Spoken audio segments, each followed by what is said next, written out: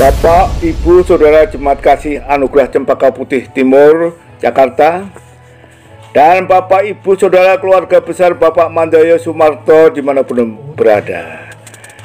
Salam sejahtera di dalam nama Tuhan Yesus. Bapak, Ibu, Saudara, pagi ini sebelum mendengarkan firman Tuhan, mari kita berdoa. Allah Bapa yang kami panggil dalam nama Tuhan Yesus, kembali menghampiri hadirat-Mu. Hari ini, Minggu tanggal 15 November 2020, dari kediaman rumah kami masing-masing siap mendengarkan firman-Mu. Dalam nama Tuhan Yesus, hamba-Mu berdoa. Amin. Firman Tuhan pagi ini diambil dari Efesus 4 ayat 32 yang berbunyi, "Tetapi hendaklah kamu ramah seorang terhadap yang lain, penuh kasih mesra dan saling mengampuni, sebagaimana Allah di dalam Kristus telah mengampuni kamu."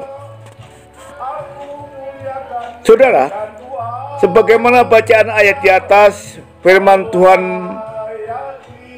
pagi ini mengambil tema kasih saling mengampuni. Saudara, keberhasilan Rasul Paulus di dalam melaksanakan pelayanan sebagai Rasul Tuhan adalah karena ia mau merendahkan hatinya. Ia tidak sombong walau pintar dan terkenal. Ia sabar walau diejek dan dicerca.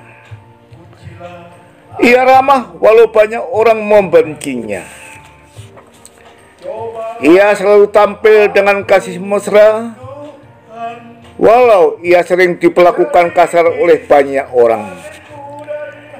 Dan yang pasti, Paulus selalu mengutamakan kasih dalam pelayanannya, serta mau mengampuni orang-orang yang berbuat jahat kepadanya.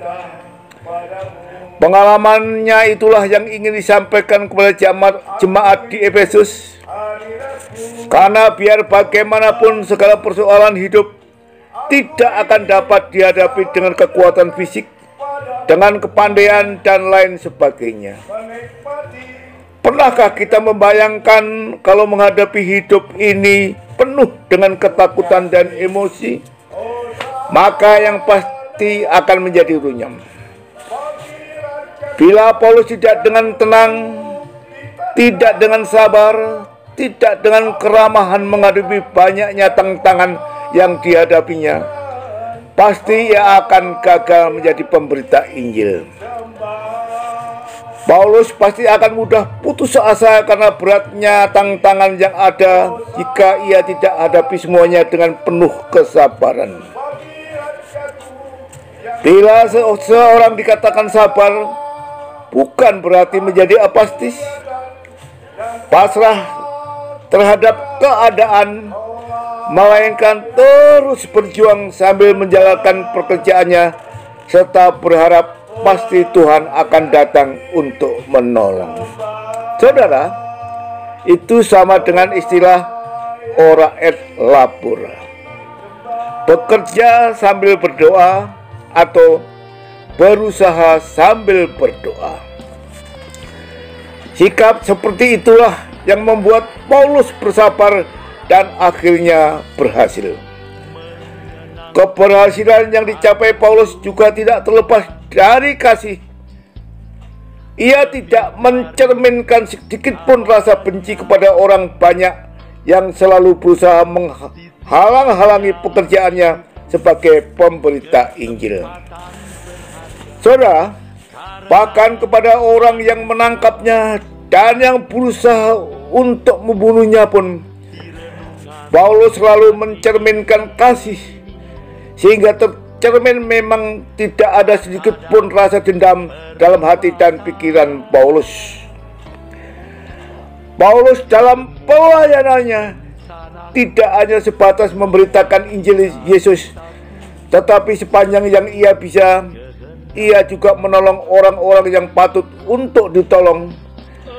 Dan semua itu dapat ia lakukan karena ada kasih dalam dirinya. Saudara, mari dalam situasi dan kondisi pandemi COVID-19 ini, mari kita nyatakan kasih kita kepada mereka yang terdampak, dan mari kita saling mengampuni, sehingga apa yang diinginkan Yesus tercermin juga dalam diri kita. Amin. Mari kita berdoa. Allah Bapa yang kami panggil dalam nama Tuhan Yesus,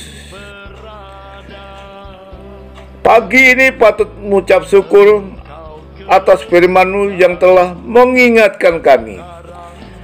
Melalui keteladanan Rasul Paulus, jadikan kami sebagai kehidupan yang suka mengampuni dan selalu mengandalkan kasih yang dari Yesus.